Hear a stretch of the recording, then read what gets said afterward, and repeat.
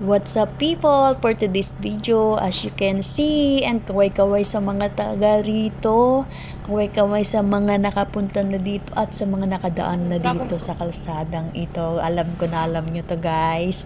And this is my first time ever in my life na nakapunta dito sa area na to and unexpected.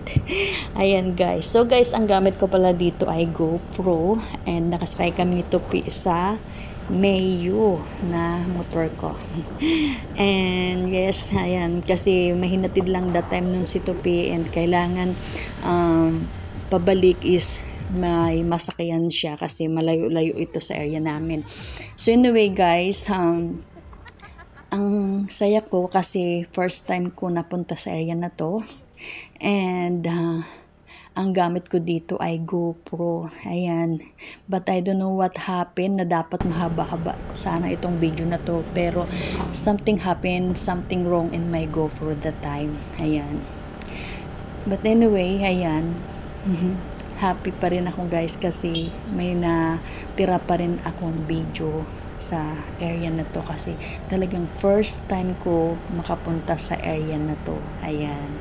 And ang laki na ng pinagbago, hindi kagaya nung dati na kwento ng mga classmate ko na mga friends ko sa area na dito is hindi daw sila makapasok kasi nga gawa ng kalsada na sobrang putik, hindi sila makapasok sa pag-aaral, hindi sila makapunta sa school dahil gawa ng kalsadang sobrang putik sa area na ito.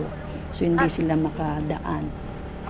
So yan, so ang laki na ng pinagbago kasi yun, tingnan nyo kung kurito na yung daanan at kitang-kita nyo, ayan, nagagandaan ako sa view kasi green na green ang mga kadahunan, diba guys? So yun lang, wala lang, na-share ko lang po.